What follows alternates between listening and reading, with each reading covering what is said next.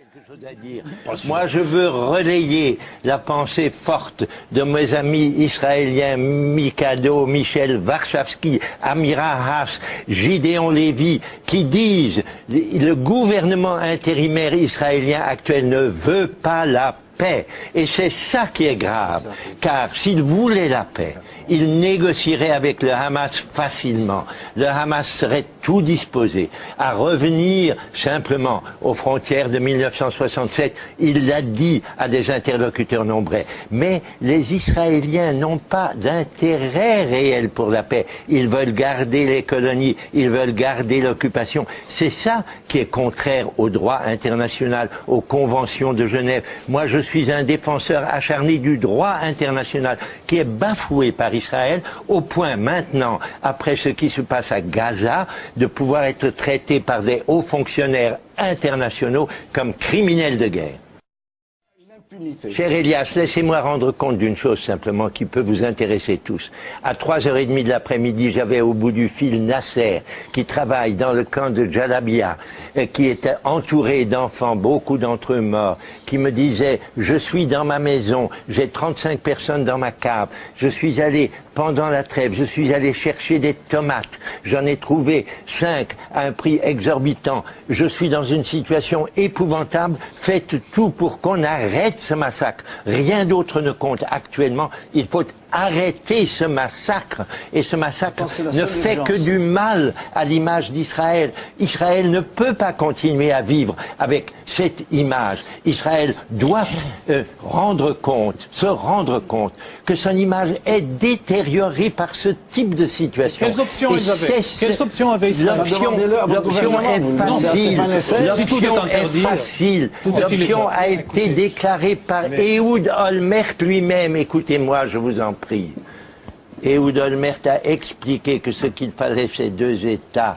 Il l'a dit au moment où il quittait le pouvoir et au moment où il était remplacé par Tzipi Livni. Il y a une solution. Elle est simple. Elle consiste à retirer l'armée d'occupation de la Cisjordanie et à revenir à ce que demande le Conseil de sécurité, les résolutions 242 et 338, 2 États vivant en partenariat. Il n'y a pas d'autre solution. Il n'y avait pas d'armée avant 67 et il n'y avait pas un État palestinien non plus avant 67. Il y avait un État arabe dans la région qui est aujourd'hui occupé militairement et colonisé par Israël. Parce que les buts de guerre d'Israël sont clairs en réalité. Les buts de guerre, c'est de conserver et le statu quo, et les colonies, et l'occupation.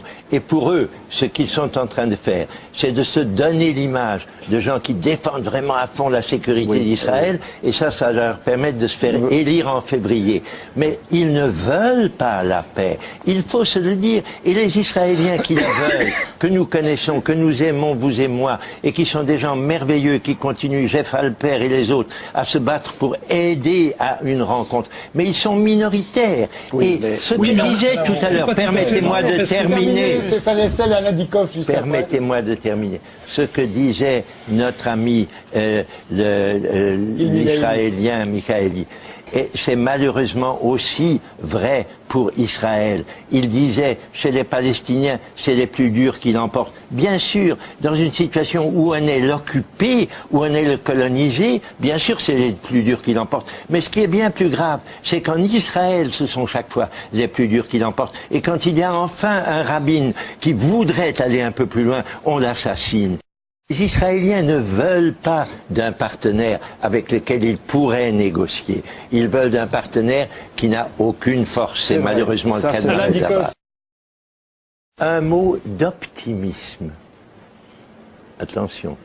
Ce qui vient de se passer est de nature à rendre des pays comme le nouveau président américain, comme les Européens qui sont en train d'essayer de faire leur force, sensible au fait qu'on ne peut pas laisser la situation se poursuivre comme elle est. Et pour la première fois peut-être, l'intervention nécessaire, l'intervention internationale nécessaire est là comme une porte de sortie. Cette intervention ne s'est jamais, jusqu'ici, fortement imposée à Israël. Les États-Unis ont toujours laissé faire complètement, sans savoir qu'en laissant faire, ils poussaient Israël à sa propre perte, car c'est ça le risque. Moi qui aime Israël, qui voudrais qu'il y ait un Israël fort et un Israël prospère, je suis scandalisé par ce qui se passe, parce que les dirigeants israéliens actuels sont en train de creuser la tombe de leur pays par la façon dont ils opèrent.